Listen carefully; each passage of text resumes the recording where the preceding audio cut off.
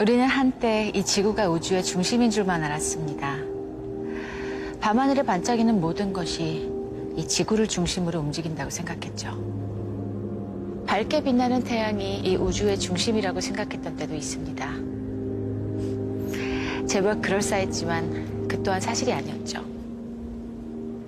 태양 역시 그보다 훨씬 큰 무언가의 일부였거든요. 그렇다면 대체 이 우주는 얼마나 더 크고 넓은 걸까요? 우주의 끝은 어디일까요?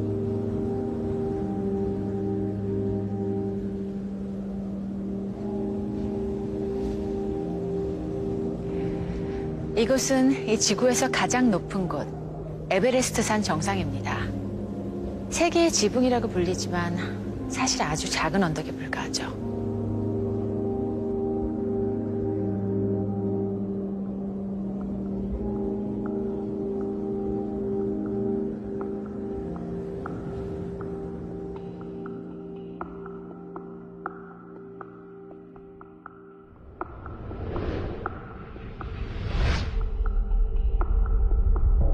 지구에서 본 에베레스트는 공에 묻은 진흙 정도입니다.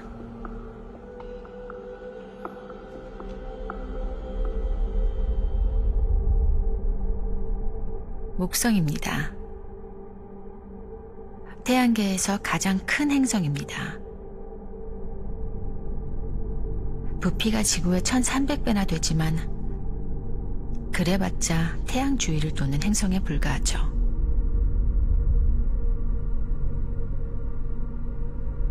태양계의 주인, 태양입니다. 태양 혼자서 태양계 전체 질량의 99% 이상을 차지하고 있죠. 이제 지구는 까마득히 작게 보입니다. 하지만 이런 태양도 우주에서 빛나는 수없이 많은 별들 중 하나일 뿐이죠. 밤하늘에 가장 밝게 빛나는 별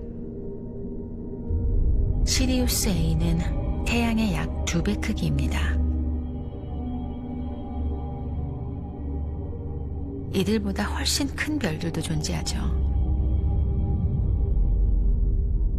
붉게 빛나는 이 별, 베텔게우스는 태양의 700배 이상 큽니다.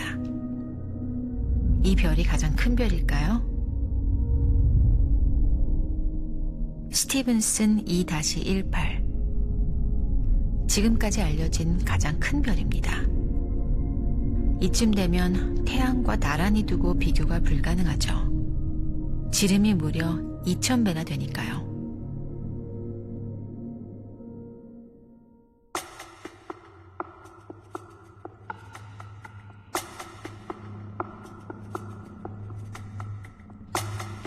하지만 아무리 큰 별이라 할지라도 그보다 훨씬 더 거대한 존재가 있죠.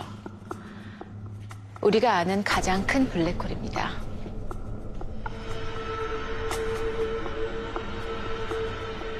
가장 큰 별보다도 무려 130배나 크죠.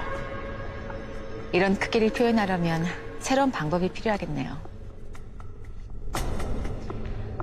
온 우주에 존재하는 것 중 가장 빠른 것은 빛입니다. 빛이 1년 동안 이동하는 거리를 1광년이라고 하죠. 앞으로 등장할 천체는 상상을 초월할 정도로 거대하니까 이걸 단위로 쓰는 게 좋겠네요.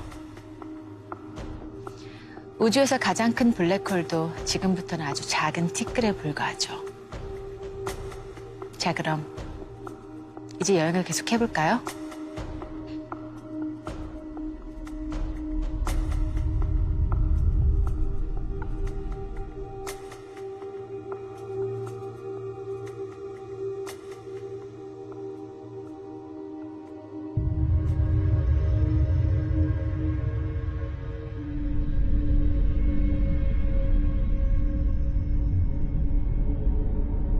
이것은 태양계 바깥쪽에 먼지와 얼음이 뭉쳐진 덩어리, 오르트 구름입니다.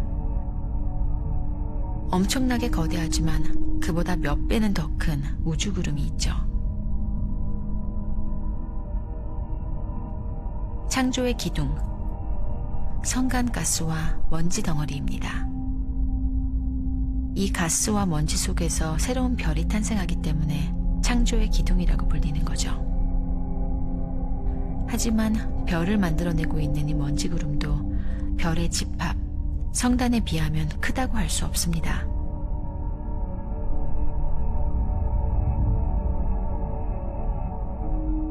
오메가 센타우리, 센타우르스 자리에 있는 구상성단입니다.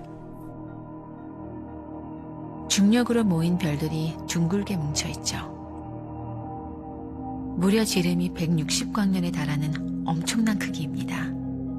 하지만 아직 놀라기엔 이르죠. 이것도 앞으로 나올 것들에 비하면 아주 작으니까요. 이제야 처음으로 별들의 도시, 은하가 등장합니다. 지금까지 우리가 본 것들과 비교조차 할 수 없을 만큼 거대하죠. 상상도 하기 어려운 크기지만 더 놀라운 건 이들이 작디 작은 외소 은하에 속한다는 겁니다.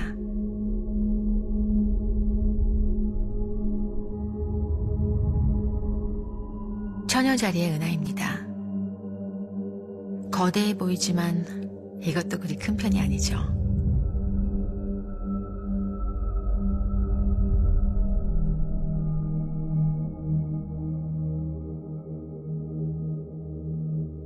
그리고 마침내 여기까지 왔습니다.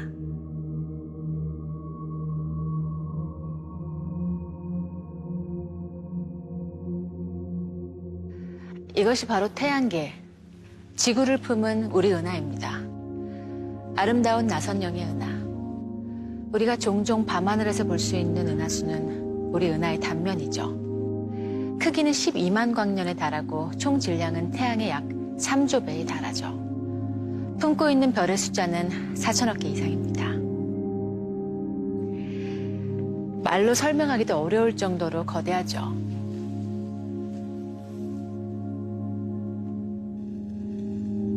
그렇다면 이 우주에서 우리 은하가 가장 거대한 구조일까요? 아니요, 전혀 그렇지 않습니다. 한 번쯤은 들어보셨겠죠? 안드로메다 은하입니다. 우리 은하 밖에서 최초로 발견된 외부 은하입니다. 그 크기는 우리 은하의 2배에 달하죠. 우리 은하는 그저 수많은 은하 중 하나일 뿐입니다. 그리고 이것이 은하의 무리, 은하군입니다. 우리 은하가 여기에 속해 있기 때문에 국부 은하군이라고 부르죠. 그럼 이것이 우주에서 가장 커다란 구조일까요? 아니요, 그렇지 않습니다. 은하군이 모여 형성된 은하단, 또 그 은하단이 모여서 형성된 라니아케아 초은하단, 약 10만 개 이상의 은하를 품고 있죠. 그렇지만 아직도 끝이 아닙니다. 바로 이것이 우주에서 알려진 가장 큰 독립구조 중 하나, 물고기 자리, 고래 자리 복합 초은하단입니다. 라니아케아 초은하단의 2배 크기죠. 자, 이제 거의 다 왔습니다.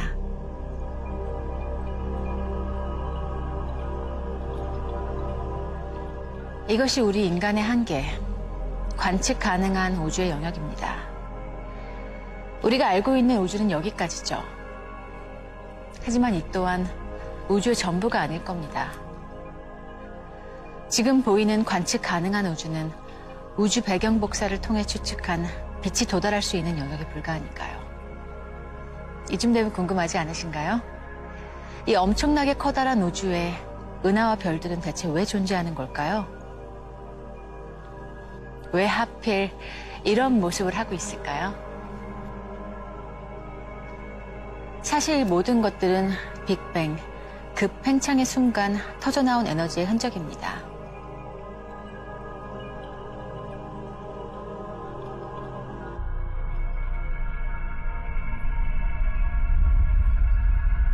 우주 배경 복사, 푸르고 붉은색의 차이는 에너지 밀도의 차이입니다. 그리 큰 차이는 아니죠. 10만 분의 1 정도니까요. 처음에는 무시해도 될 정도였을지도 모르죠.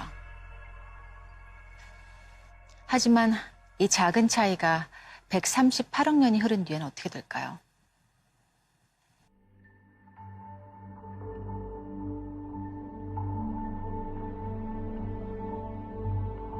작은 도랑이 개울이 되고 강이 되고 바다로 모이듯 이 초기 에너지 밀도의 차이에 따라 입자가 형성되고 기체가 모여들고 별이 탄생합니다.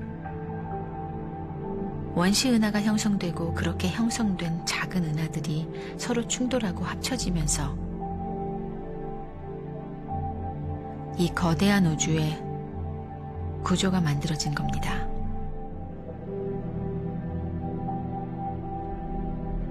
작은 씨앗이 커다란 나무가 되듯 시작은 미약했지만 그 끝은 놀랍도록 창대합니다.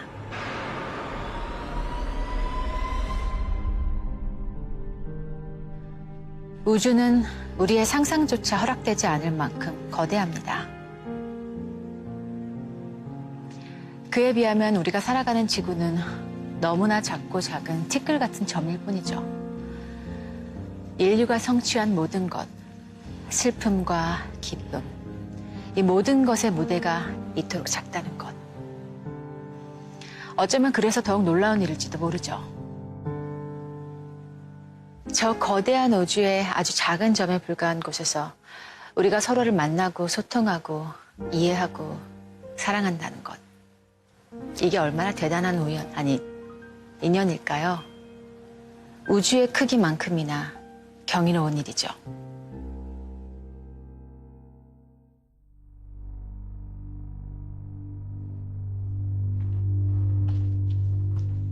모든 존재는 태어나고 죽습니다. 그것은 별이라 해도 다르지 않죠. 별들도 자기만의 일생을 살고 있거든요.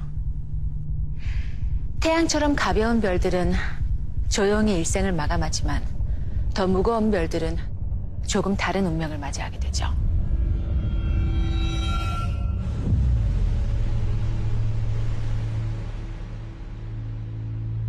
엄청난 질량, 강한 중력을 가진 이 별들은 최후의 순간 태양의 수천억 배에 달하는 눈부신 빛을 쏟아내죠. 별의 최후, 초신성입니다.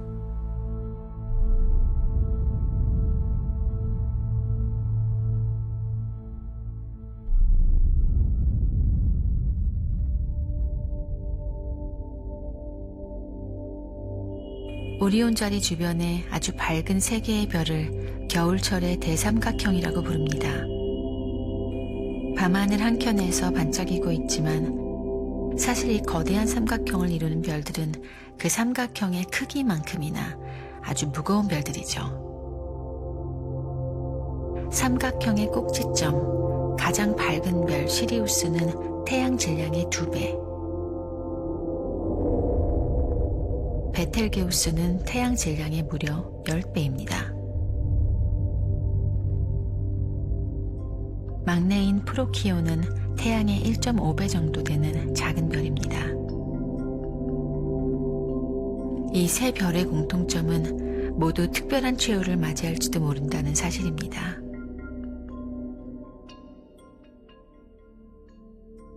별은 그 질량만큼의 힘, 중력을 발휘하죠. 그리고 바로 그 질량으로 인해 별의 생애, 그 마지막 모습이 결정됩니다. 자, 그럼 조금 위험하지만 별의 죽음에 조금 더 가까이 가볼까요? 별은 위태로운 균형 위에 존재합니다. 별이 일으키는 핵융합 반응이 바로 그 균형을 유지하는 열쇠죠. 무거운 별의 강력한 중력이 별을 구성하는 물질을 안쪽으로 잡아당기면 수소가 핵융합 반응을 일으키면서 중력에 대항하는 힘을 냅니다. 그렇게 중력과 핵융합 반응이 밀고 당기는 덕분에 별이 동그란 제 모습을 유지하고 있는 거죠. 하지만 핵융합 반응은 언제까지고 계속되진 않습니다. 재료인 수소가 모두 소진되는 순간이 오기 때문이죠. 그렇게 되면 어느 순간 수소 핵융합이 불가능해지고 균형이 무너집니다.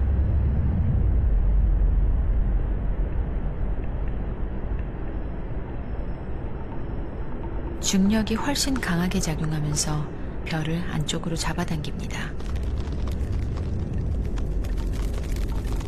마치 오렌지를 꽉 쥐어짜는 것처럼 말이죠. 그리고 마침내 거대한 폭발. 강렬한 빛과 함께 산산조각난 별의 잔해가 온 우주를 향해 퍼져나가죠.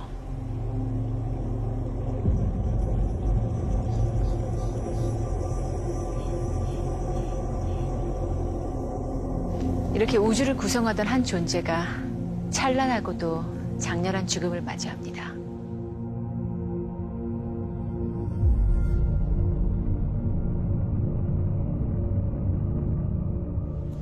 이것이 바로 초신성 폭발입니다. 우주의 그 어떤 것보다 밝게 빛나는 죽음의 불꽃놀이죠.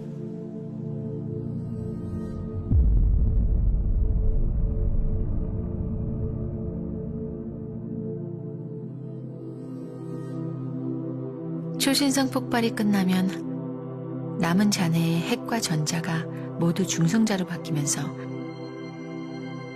아주 작은 공간 안에 압축됩니다.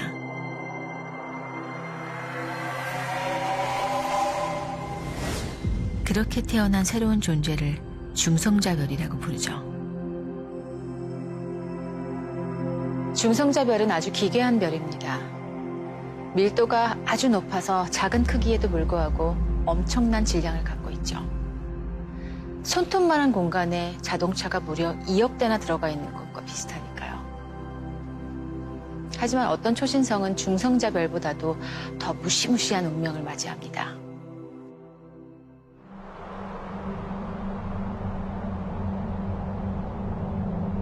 커다란 별이 초신성 폭발을 하면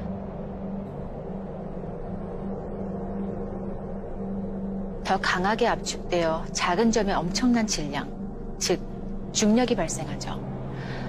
급기야는 빛과 시간조차 빨아들이는 괴물 같은 천체. 블랙홀이 되어버리기도 합니다. 더 이상 다른 모습으로는 변할 수 없는 종착지죠.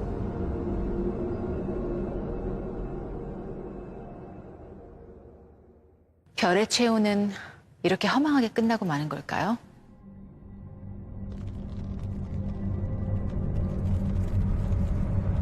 별의 마지막 순간, 이 폭발에서 수많은 원소가 새로 태어나기도 하죠.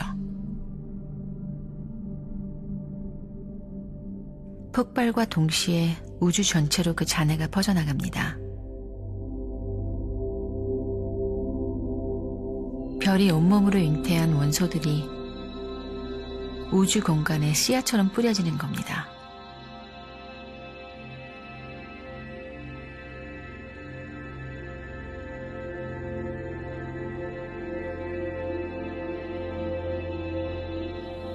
인이라는 원소가 그중 하나죠.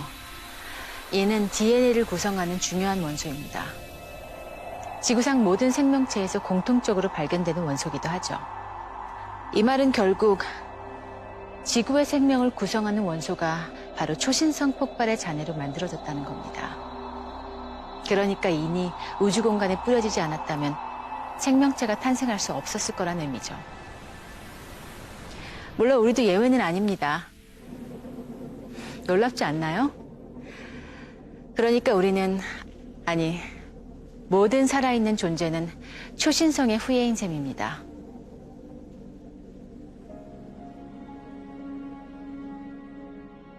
우리는 우리가 태어나기 전부터 이미 우주의 일부였던 것이죠. 그래서 어떤 사람들은 이렇게 말하곤 합니다. 인간은 생각하는 별의 먼지라고요.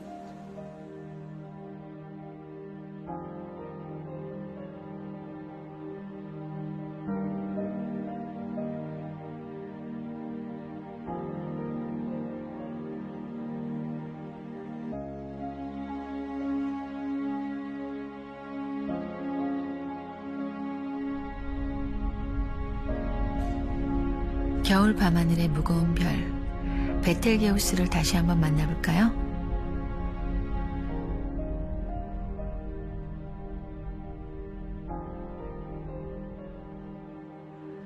오리온 자리의 이 무거운 별은 죽어가기 직전에 이르렀습니다. 100만 년 뒤일지도 모르죠. 혹은 내일일지도 모릅니다. 이 별이 언젠가 그 최후를 맞이하고 초신성 폭발을 일으킬지는 이젠 아무도 모릅니다. 언젠가 베틀게우스가 폭발한다면 이 별을 보며 맹세하던 사랑도 먼지처럼 흩어질지 모르죠.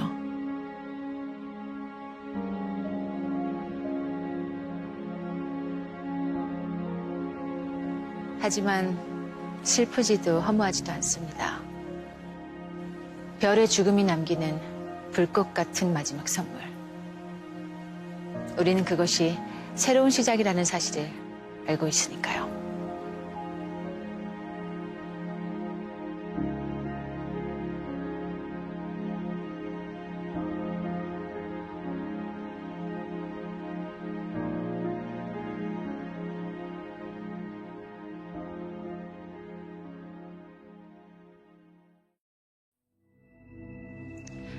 별은 태어나고 죽습니다.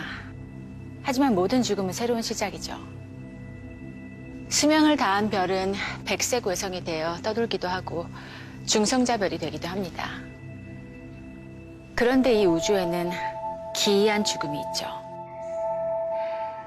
태양의 수십 배나 되는 무거운 별이 마지막 불꽃을 비명처럼 터뜨리고는 순식간에 자취를 감추고 맙니다. 어딘가로 깊숙이 숨어버린 걸까요? 아니면 캄캄한 우주의 일부가 되어버린 걸까요? 저는 지금부터 사라진 별의 흔적을 찾아 떠나보려 합니다.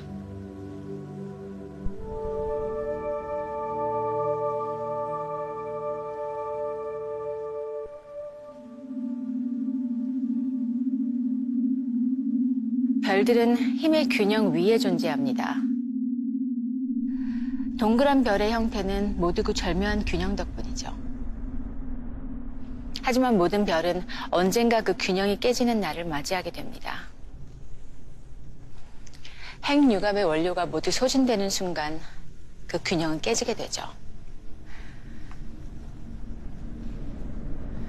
이제 별은 중력으로 인해 쪼그라들기 시작합니다. 작게 응축된 별은 결국 초신성 폭발을 하게 되죠. 그런데 어떤 별들은 죽음 이후 아주 기괴한 존재로 변합니다. 태양의 수십 배에 달하는 거대한 별은 너무나 큰 질량이 아주 작은 크기로 압축되면서 밀도가 무한대에 가깝게 커지죠. 작은 점에 모인 거대한 질량이 시공간을 극단적으로 뒤틀리게 합니다. 초신성 폭발 이후 질량이 무한히 응축된 이 별은 과연 어떻게 될까요? 우리는 이 별을 볼 수 없습니다. 갑자기 눈앞에서 사라져버릴 테니까요.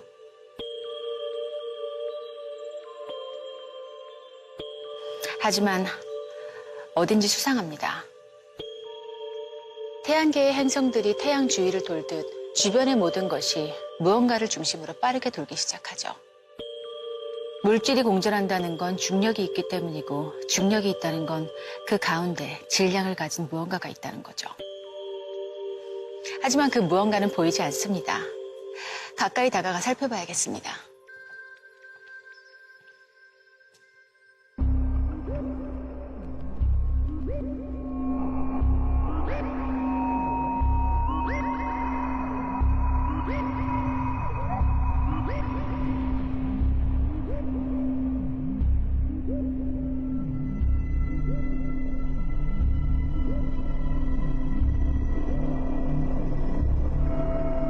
이건 어쩌면 사라진 별의 흔적일지도 모르죠. 우리가 볼 수 있는 것은 그 주변을 맴도는 밝은 색의 도넛 같은 띠입니다. 우주 공간의 가스와 먼지들이 검은 심연 속으로 빨려 들어가며 둥근 띠를 만들어내고 있는 거죠. 광속의 절반으로 가속된 입자들이 마찰하면서 온도가 수억 도까지 올라 밝게 빛나고 있습니다. 우리가 그것을 직접 볼 수 없는 이유는 빛조차 그곳에 도달할 수 없기 때문이죠. 모든 것은 저 빛의 테두리 안쪽으로 사라져버립니다. 남아있는 마지막 빛이죠. 강착 원반입니다.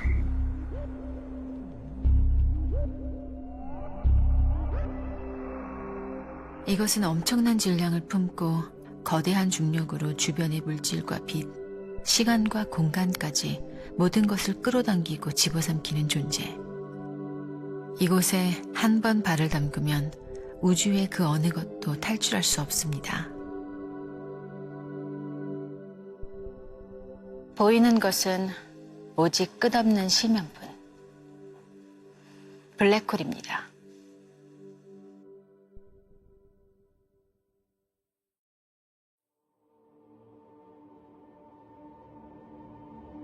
강착 원반의 안쪽, 저 심연에 가까운 곳은 우주에서 가장 위험한 곳입니다. 블랙홀을 감싸고 있는 경계, 사건의 지평선이 도사리고 있기 때문이죠. 이 경계를 넘어선 어떤 존재도 다시 돌아올 수 없습니다. 사건의 지평선 너머는 특이점이라고 불리는 영역입니다. 우리의 지식으로는 어떤 일이 벌어질지 알 수 없죠. 이것은 덫입니다. 저 아름답고 신비로운 모습에 이끌려 다가가면 결코 돌아올 수 없습니다. 우리는 저 심연 속에서 무엇을 볼 수 있을까요? 오직 어둠뿐일까요? 블랙홀은 모든 것을 집어삼키는 것처럼 보이지만 놀랍게도 블랙홀에 빨려 들어간 입자의 정보는 소멸되지 않습니다. 모든 정보가 그대로 보존되는 셈이죠. 어쩌면 빅뱅 초기에 만들어진 원시 블랙홀에는 우주 탄생의 비밀이 오롯이 담겨 있을 수도 있습니다. 하지만 그 비밀을 엿보려면 블랙홀 안으로 들어갈 수밖에 없겠죠. 자, 어떤 선택을 하시겠습니까? 전 결심했습니다. 저 무시무시한 괴물의 입속으로 들어가 보기로.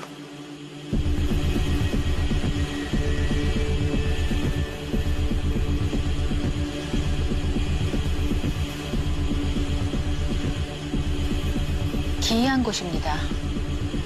이곳은 공간이 완전히 왜곡되어 있죠. 제가 왼쪽으로 움직이든 오른쪽으로 움직이든 걸음을 내디딜 때마다 블랙홀의 중심으로 향하게 되어 있습니다. 추락할수록 주위는 점점 더 어두워지죠. 블랙홀의 중심에 가까워질수록 중력의 작용도 강해집니다. 이제 제 몸은 국수 면발처럼 길게 늘어나기 시작하죠. 저는 죽은 걸까요? 아직 찰나의 시간밖에 지나지 않았을 겁니다. 중력이 클수록 시간의 흐름도 느려지기 때문이죠.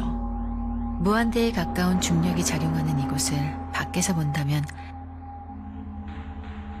아마 시간이 멈춘 것처럼 보일지도 모릅니다. 그동안 우주의 시간은 평소처럼 흘러 수백, 아니 수만 년의 시간이 흘렀을지도 모르겠습니다. 제가 사랑하는 사람들은 모두 사라지고 없겠죠.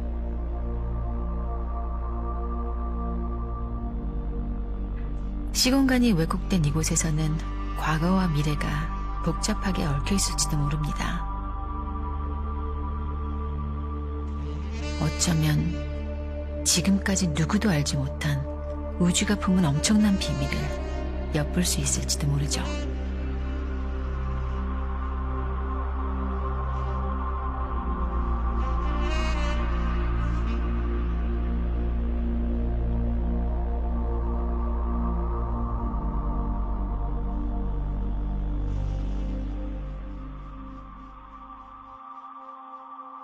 물론 전부 상상일 뿐입니다. 블랙홀에 들어갔다 나오는 일은 있을 수 없으니까요.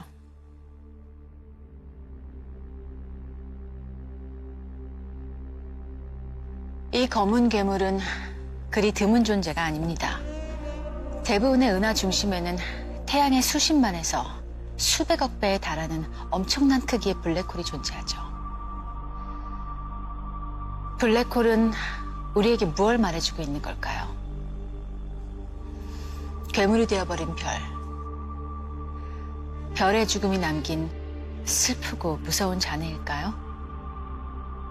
아니면 우주의 모든 정보를 빨아들인 채 그 안에 또 다른 무언가를 잉태하고 있는 새로운 창조자일까요?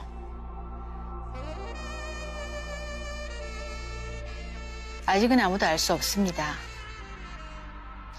한 가지 우리가 알고 있는 것은 모든 존재를 기다리는 죽음이라는 운명처럼 블랙홀은 우주의 가장 은밀한 비밀을 품고 모습을 감춘 채 어딘가에 도사리고 있다는 것뿐입니다.